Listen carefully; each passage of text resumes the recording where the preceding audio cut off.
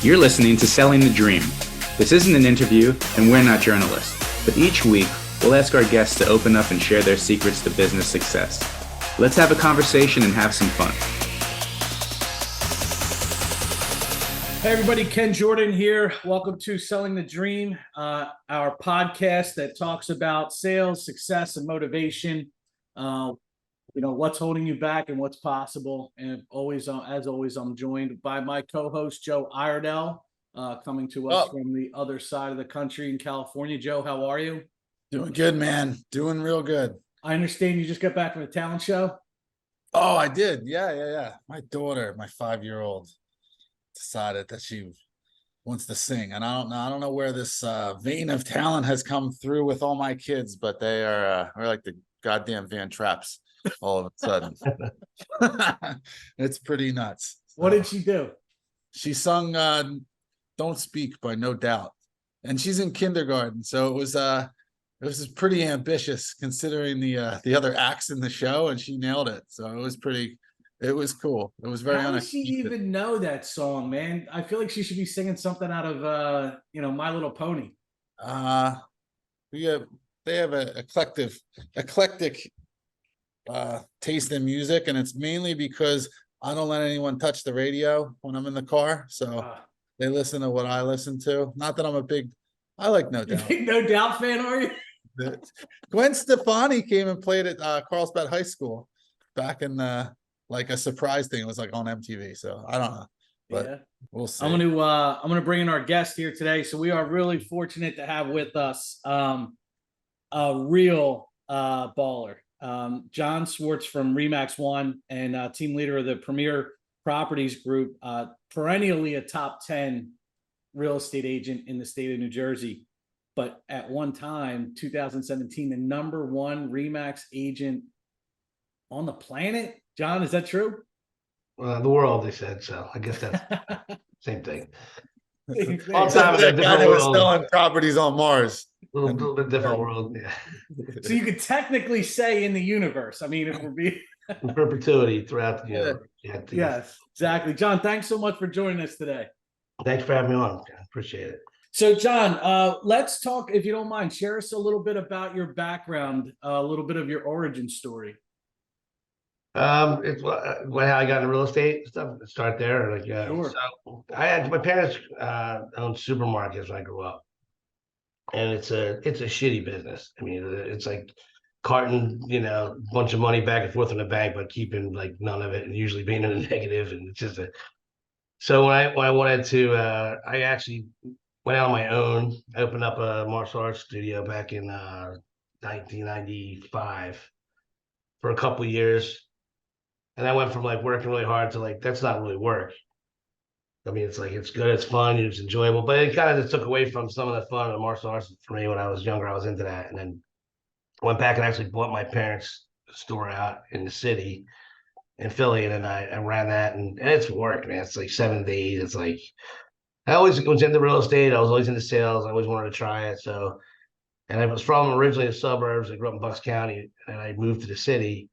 I wanted to get back to the suburbs, but it was a lot more expensive to try to move up there. I'm 22, so to buy like a single house and a yard and stuff, what I was used to growing up, South Jersey was affordable. So I came over here, and I saw how fast the real estate moved over here, and I was appreciated. I was like, well, I'm gonna give this a try and give it a whirl. And I kind of fell in love with it right away.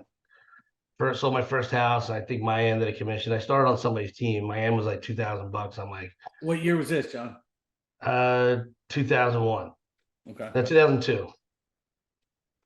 Right after September 11th. That's when everybody kind of went and did everything they wanted to do after, so I went to real estate school right after, and then I got my license at the end of 2001. I started working in like January.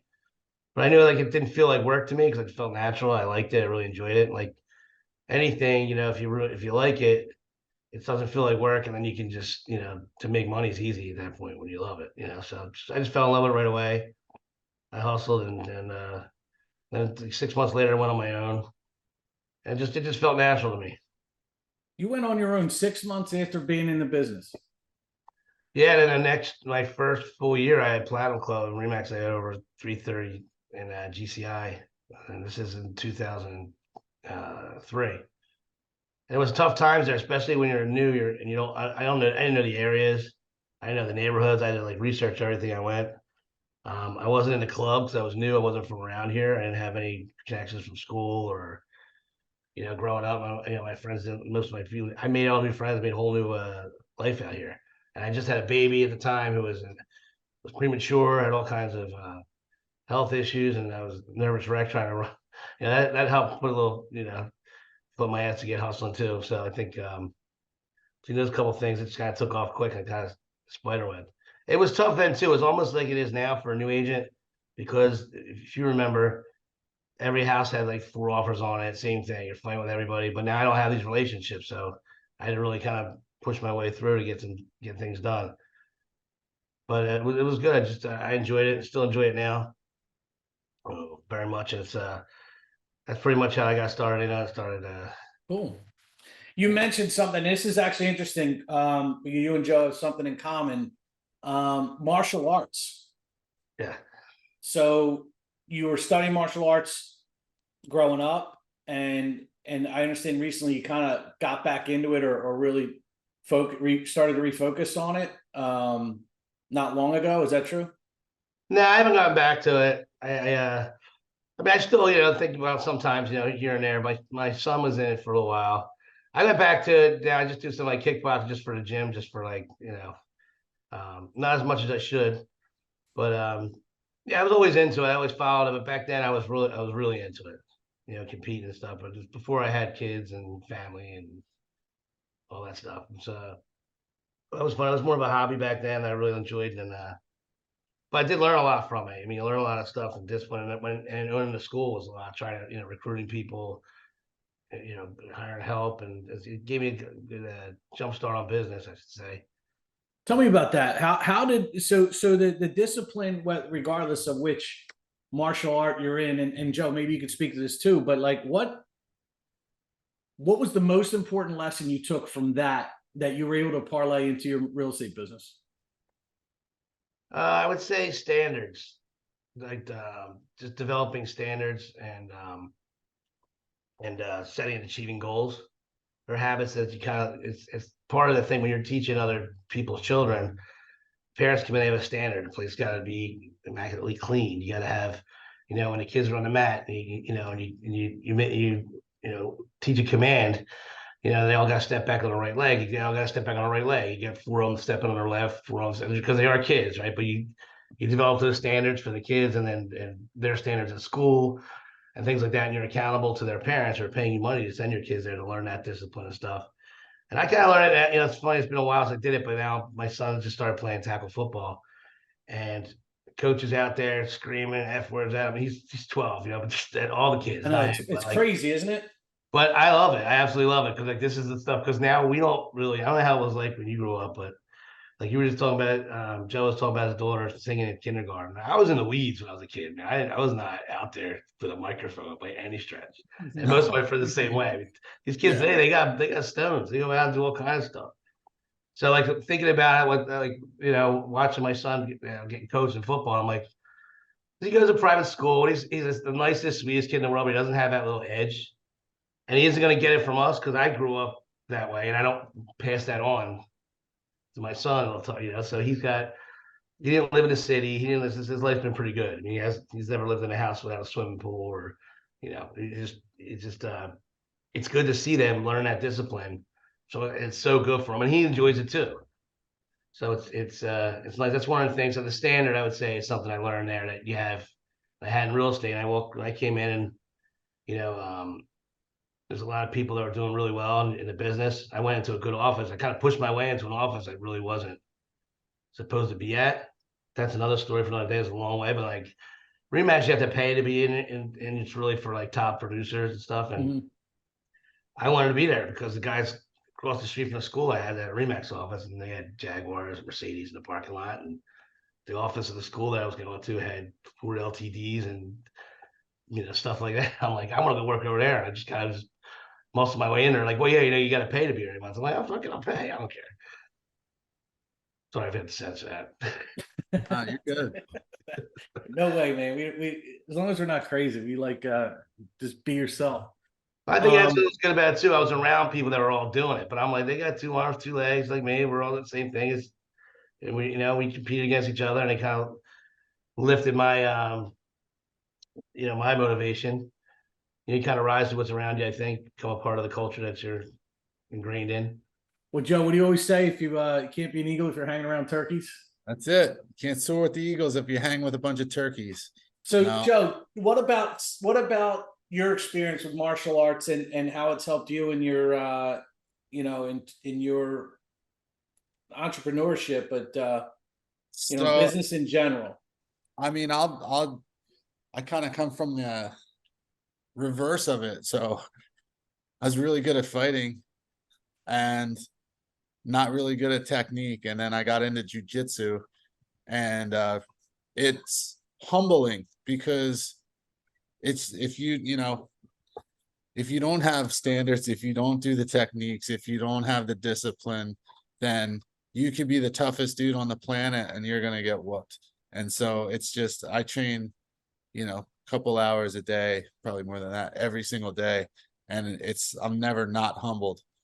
But, one of the things that had helped me with my business, my career, and the businesses I start is that if you can kind of embrace the fact that it sucks while you're going through it, and you just add that up over time, it sucks a little bit less, but you're used to those uncomfortable situations. So then when it comes to anything that you have to do that work wise, or if making an uncomfortable phone call, or I have to figure out this contract, or I have to negotiate something like that, when you put it in perspective of, I have to go fight a guy who's 20 pounds heavier than me and a black belt that could probably break my arms by looking at me. It's those other aspects of what you view as difficult isn't difficult anymore, and it's actually kind of puts things into perspective. But really, it's just one of the just taking a little building block every single day and getting better, and know that it sucks in the moment, but when you add those little wins up over time, you get pretty strong. And we talk about building muscles around what it is you're trying to do, and I love your analogy of being a kid who maybe grew up where fighting was kind of in the culture. And I know that in our generation, I think it was more prevalent than it is today. I could be wrong. But I think all of us are in the same boat. I think all of our kids are growing up, John, me, and you and Joe, are growing up in a different world, a different neighborhood, a different. Just say it, they're soft. These kids today are soft. They're definitely soft.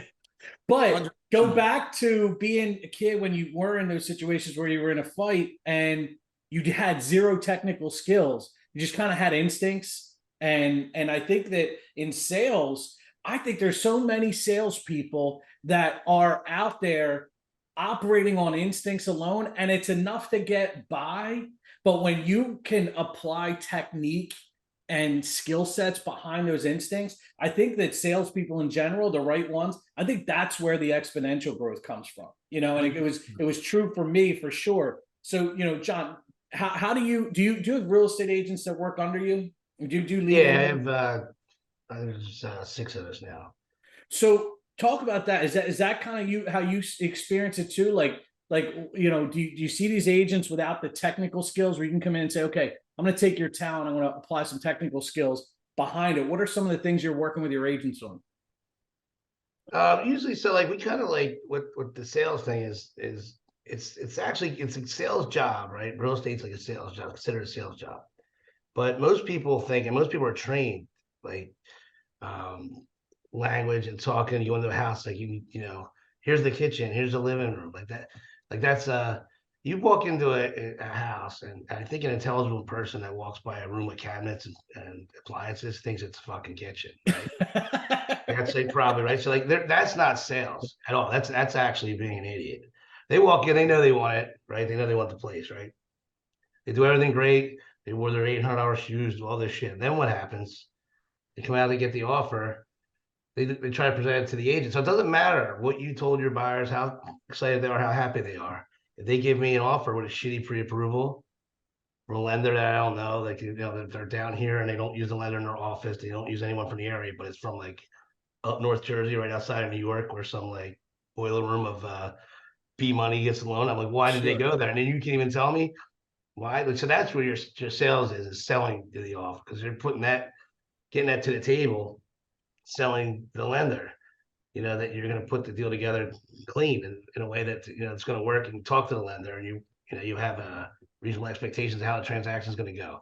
Having relationships with the other agents, selling them that your offer is better than the other 20 that are in line with it, having a good reputation, working on develop. That's how that's when you're really selling, because you're not, and writing it up right, looking at it right, presenting it right. I can't tell you how many times as a listing agent I'd get an offer and it's like half-assed written together, thrown together. You call the agent and there's no address on it. I'm like, oh, are they selling a house? Oh no, they sold their house, it's non-contingent. Okay, it's not on the paper. What's their address? How can I do a contract?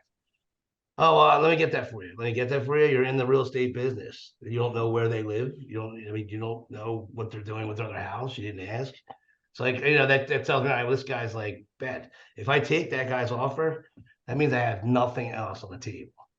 And those people probably paid way too much for that house. I think a lot of people forget about that, John. When you think about the sales or the selling skills that you need as an agent, it's not just your value proposition to your borrower or your value proposition to your seller, but it's the interrelationship selling that's done between agent to agent, right? And conveying that value proposition. That's a good point you make, and I think it's one that a lot of people forget about.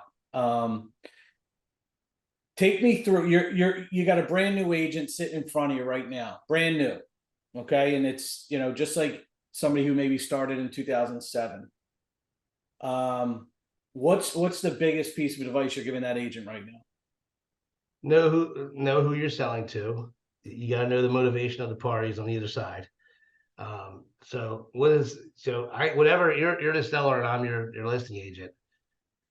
How are you going to get through me to the seller, right? Where are you going to put me in a position as an agent to try to have my seller accept your offer? Figure those things out. Try to find out, you know, what the motivation is of the seller. Put the offer around their, because usually when you're saying, so a newer agent usually starts out as a buyer agent, right? And I always tell them, your job as a buyer agent is to go out there and sell yourself to them, to let them know that you're going to bust your butt to give them the nicest house that they want and the terms that they want, price that they want. So the main thing is just knowing who you got to please to get that offer done, because there's so many different pieces, right? There's two realtors, a buyer and a seller. What's gonna be the perfect marriage, and try to plan that out in your head and see where you can do to get there. What are these people looking for? Are they looking for a later closing? Because it doesn't matter if your price is great, but they need like 4 months or something. Make sure that your buyers are going to be willing to, whether their offer is going to fall in line with what the seller wants. Because it doesn't matter if you spin your wheels and run around in circles, it's not what they want. It's a lot of times, I've seen agents argue with a price on a house and didn't even take in consideration that what the buyer really wanted. Because my wife wants the house and I want to pay 10,000 over, and then the agent consults me back and says, yeah, you can't pay that, the comps are this, the comps are that, and then I go in and I don't get the house. I gotta live with my wife for the next 20 years who thinks I'm cheap because I didn't want to pay the extra 10 grand, and that's not actually what I asked for. I just give me the right deal. I've seen that happen often, where the agent gets involved in their own head and says, well, you can't pay this because for whatever reason, their opinion gets involved. And, you know, it's not always price. Sometimes what an offer, sometimes the terms, it's what they want. It's, you know, but you know, like if I pay 10% over everything my wife wants to make her happy, and I'm going to do that. So as a let me ask you this, because I'm not in the real estate world. But so if I'm a prospective client, I have a house buying or selling, it's somewhat my understanding that the agent that I choose, when you get an offer or give an offer, the agent on the other end of it is gonna, if they're boys, it's gonna get accepted, right? So like so in your case, like you get 3 offers, you know two of the agents very well, you've done business with them over the years, and then there's a third guy who might have a slightly better offer, but you've never done business with them. The two guys you know are probably going to get more attention. Is that right? So it's a 100%. Yeah. yeah, Yeah. If I know that they care about their reputation like I do, because that's what we all want is it to go smooth and clean and get referrals out of it next time. And you know, give seller what they want, so you get good reviews. The buyer what they want, so you get good reviews. Everybody's happy and moves on. Yeah. So taking another one from somebody else is taking it, you know, it's in, you know that you know where you're at with this one. You know they don't lie. They've been around a while. They care. The one you don't know is the one you don't know. So, but sometimes that one is so much better than the other ones. And then you have to go back and you just have to do more homework. And then you got to explain that to your client. Like, look, I know these people. I worked with them before. I don't think there's any, but this one's blowing them out of the water. so is that something that you communicate like that? That's a good thing to communicate to your clients that says, hey, like a bird in the hand is better than two in the bush. And we know that this deal will get done because these guys have it buttoned up. This is a little bit more, but it's kind of a, we don't know. Is that a conversation that you typically have, or is that something you keep close to your chest? No, you give them all the information. You give them all the information. You let them know the risks of not having the relationships as tight as you do with this one here. Because it falls on you too. So if you tell your seller, hey, I worked with this guy a bunch of times and everything's been good, it's smooth, I really think it's good, I know this lender, and then something goes wrong, then they know, like, hey, well, you push this one on me. Now it's on you. So you gotta, no matter what you do, it's going to be on you. But if you tell them, the new guy, you don't know him and everything else, and then that's the way, if that one does have a problem, you also disclose that up front, and you still build a little more trust. So I think if you give all the information, and then with the one you don't know, you just do a little more homework. Like, all right, who's the lender? Do I know them? Call the lender. The lender will tell you the things that you need to know. And I think it's important. I think a lot of agents, and I think this is by design in some companies, that I know all the mortgage products of the people I'm dealing with, my mortgage companies. I know it in and out. I know how it gets underwritten. I know pretty much how everything operates. I'm not on the same level as a lender, but I do know how that process works inside and out. So I can tell when somebody's BSing me and saying something and it's not accurate. So I think if you call up the lender and you ask certain questions, like, well, are they self-employed? How long have they been at their current job? And the things that would kind of, I just had a deal fall apart where a lender tells me the day before closing, this guy lied on his application about his alimony, and he didn't include the full his full alimony and child support, whatever decree or whatever. And I'm like, well, it's a red flag. There's a divorce. There's always going to be something. Alimony, child support, is always going to be an issue. You didn't think to look at it. Why the day before closing, right? That's right.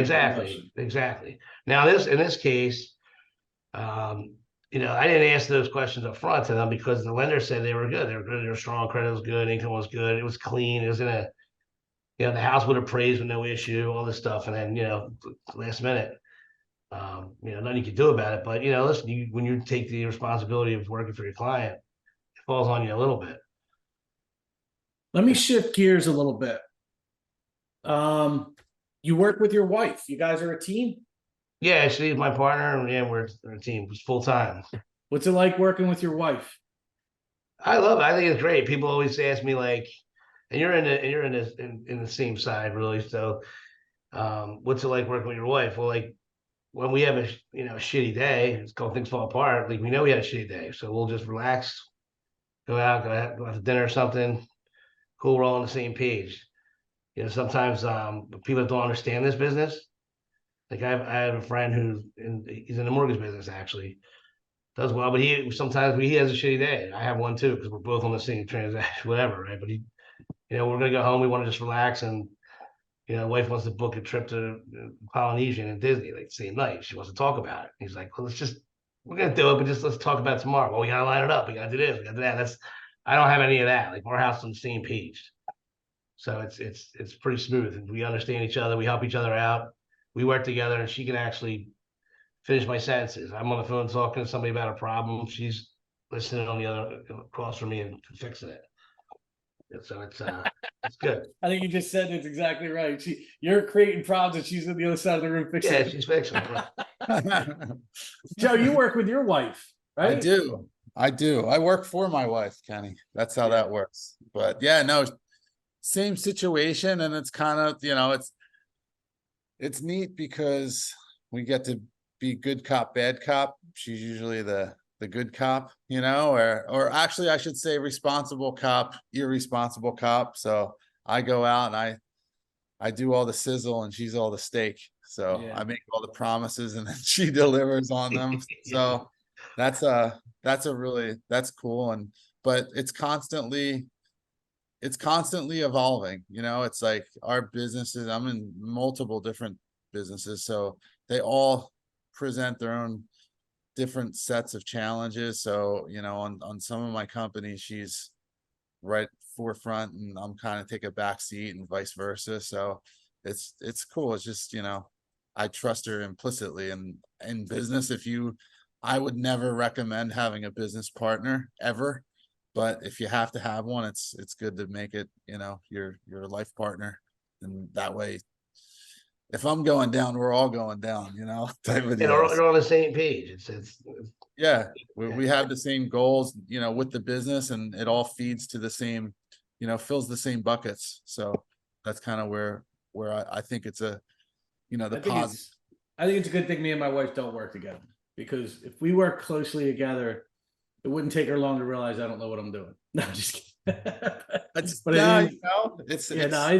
I think it's healthy for us to have our separate worlds, but I do enjoy, people who are making it work. I love seeing that. One of my operations people is married to one of our loan officers, and and you just get so immersed in the world, and there's got to be some challenges to it, right? that's gotta be tough though. If you got one, that I don't know that I can do. Yeah. I'm going to her for underwriting, and she's like, "Nah, I can't let this slide." Yeah, well, it's document looks paid off.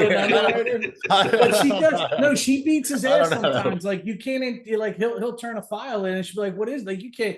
Like there's nothing in the file. This is like she's tough on him, but he's now a better loan officer because of her. So, and she's an ex-Marine. Well, he's an ex-Marine too. So they got that both going for.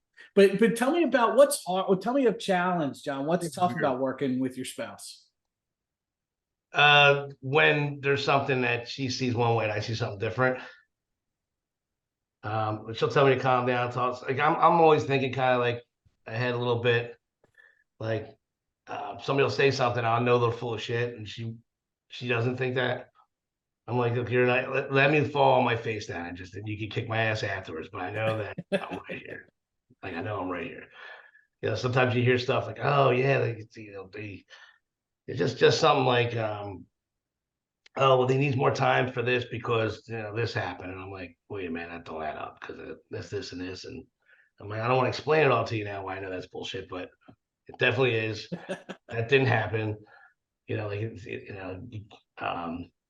Like something like another business or something there, where it's not showing up, they're self-employed. Well, they didn't say that before. They can't bring that into the deal now. They're supposed to tell me that up front. We have one now. It's like that I'm dealing with where it was a one of the first time home buyer grant deals. Yeah. Which, first.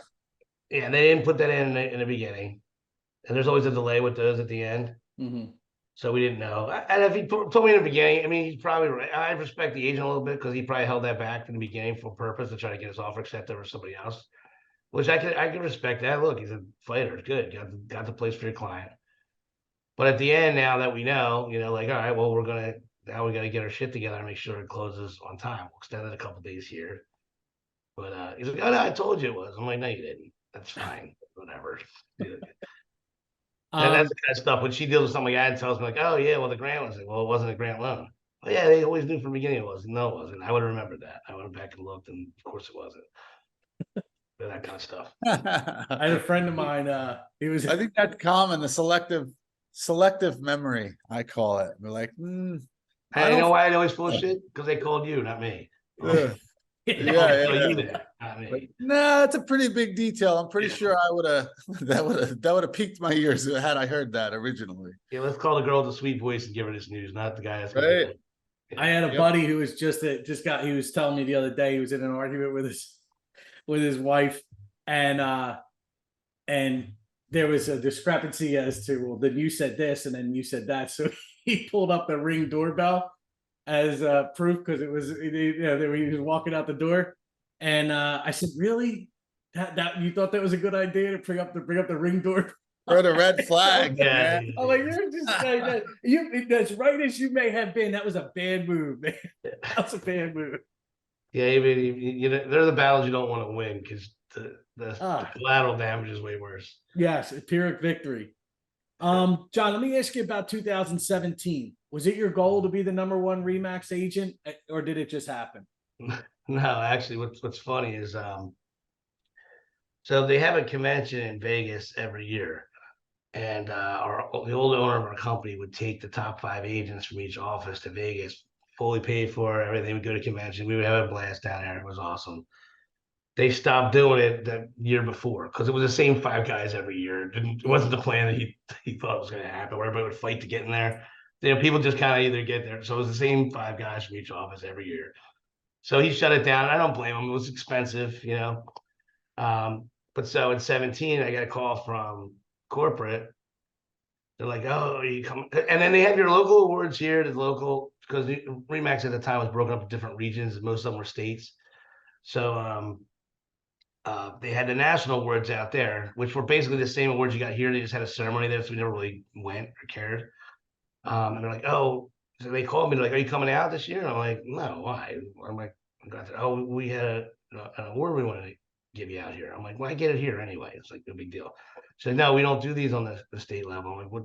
Well, what is it?" She's like, "Well, I can't tell you. I have to surprise you at the conference on stage." I'm like, "Well, I'm not coming out. You know, I'm not gonna spend all that money. What is this kind of bait and switch to get me out there for $3,000 or something?" And she's like, "No, you got an award for units." I said, "Oh, okay, I get that here too." She said, "No, it's like it's." I'm like, "What is it, national?" So we do one for national, do one for worldwide too. So I was like, "Wow, okay, all right, thanks," but I'm still not going out there. But anyway, we got, so they announced it there at the convention. They don't tell people before then. They want everybody there, and then Did my you wife go? actually. No, I never went for it. And they said actually they sent the president for like the national recruiter out here, and he threw a party for me here. My wife organized that. They came out here and threw a nice big party. It was awesome. And I got in the nation the year after that. But we were doing we did a lot of REO sales back then, and that was like when there was a lot of back inventory and from 2012 13 that was like sitting for a while that came out. So we did like 430 units that year myself with one admin, and my wife was actually adding as was more of our accounting back then. And then after 2020, the REO was dead, because they stopped everything. So that's starting to pick up now. There's gonna be a lot more of that next year. You think so? Yeah, I've been I spent a lot of time with some of the groups I belong to analyzing that stuff, and I was on a certification last 3 days at trained for a big hedge fund that's taking on a lot of that kind of stuff, and they're talking about it in the next quarter boarding on like 4,000 assets. So we'll be selling that stuff too soon again. So you weren't even striving to be the #1 agent at Remax and units. You just were out there grinding every day, and one day you look up and you're like, "Wow, here I am. This is the award that I'm getting." Yeah, this is pretty cool. All right. And so that's how that happened. I really wasn't paying it. Well, then once you get it, you want to go back for it again. Yeah. I actually did more units in 2017 than did 2018 than did 17, but I got the nationwide on that because I guess other people did as well. Somebody else took over the other spot. Interesting. This is a tough one. Have you ever failed? Yeah, all the time. All right. I think Today. that's universal. Today, yeah. But like something you said earlier, which is right, and like when you do get to a certain point of discipline over a long time, and knowing like, all right, well, this is just going to show me the right path to it. I'm not going to give up. This is just going to point me in another direction to go forward and overcome that. So I think when you get after so many years of experience, you start to appreciate the failures more. Yeah. The minor ones. I mean, even the look. We all know that the big setbacks are the ones where you learn. Sometimes a failure is just the universe's way of clearing the road, clearing the way for you too. Like maybe maybe you're working on something you really shouldn't be working on. I don't know. But share with me a time where you set out to do something, you did not accomplish it, but you learned something. Do you have anything specific? Not off the top of my head, I mean anything specific, but like I would say like in 2020 when that first happened, they shut everything down. We were kind of fighting back against trying to get REO again. It was slow because then when it gets more scarce, all the other agents are going at it again too. Mm-hmm. And I think a lot of we like that business. We're good at it. We've done it for a long time, and so we kept fighting for it, fighting for it, fighting for it. And we ended up getting a couple other accounts back that were starting to do good. Then 2020 came and shut everything down. Mm-hmm. And we didn't quit on it. We kept because it's expensive to be in that business too. There's a lot of certifications and memberships that you have to pay for. They're a lot of money. And it was easy to be like, oh, we'll just do full-time retail now. I mean, we expanded on our retail again. But when it first happened, I was like, this is an opportunity because there's not a lot of people that are going to fight as hard through this as we are. Like because some place like right across the bridge in Philly, they were shut down completely. Yeah. It wasn't essential over there. Isn't that nuts how in some states deemed real estate essential and some states didn't? Yeah, I mean, to me, it's ludicrous, but I guess makes sense to some people for some reason. I guess if your governor is a cabinet maker, Yeah, Depends on who's contributing to the campaigns. yeah. That's how that goes. Yeah, I'll never forget that. Our governor was a cabinet maker, and somehow or another, cabinet making was essential, but real estate wasn't. Yeah, liquor stores were essential. Yeah. Yeah. Don't get me wrong, I partaked, but it was nice. It was a nicer drive there, I'll tell you that. I was there for 5 minutes, back home. Yeah, in and out, man. No traffic. That was pretty nuts. Those are some wild times, man. Yeah. So we're going to wrap up here. One of the things that we like to do is just kind of leave the people that are listening with some value around, maybe something they're struggling with or maybe something they're striving for. I feel in this conversation, you're a unique perspective. I think that people who accomplish what you accomplish do so with a very thought out plan of goals and objectives and measuring and getting there. And it sounds like, really it's just a matter of, hard work will pay off eventually, right? Is that safe to say? Is that, if your son or daughter was getting ready to get into the real estate business, what would you tell them? Have conversations with yourself when you come up with challenges. Ask yourself questions like, what's awesome in this? Because there's always something. Like every time you hear of a major,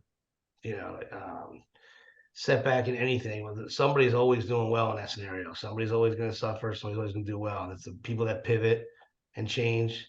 Like I think this business is going to be totally different in a couple of years. I think you have to learn and forget some of the things that aren't going to work. Things change. Move on. If it's a big difference in the way you're used to doing it, take that on comfort and find some comfort in it that, all right, this is probably going to be good. I got the experience. Some of the people that this happened to that have 10 years less experience with me I'm going to have an edge on them because I'm going to adjust and we're going to move in a different direction and do whatever we got to do. And just the main thing is just not give up. It's an easy way to say it, but not give up. Not give up on what you really want. Know what you really want. Ask yourself questions. Talk to, do I love doing this? Do I want to keep doing this? Am I doing it for the money? Am I doing it because I like it? Am I doing it because I have to? And then just pivot and make the changes you need to, make adjustments, but always come out the other side. Don't give up. Don't quit anything that you start. Anything you start, take it to the end. Finish it. Awesome.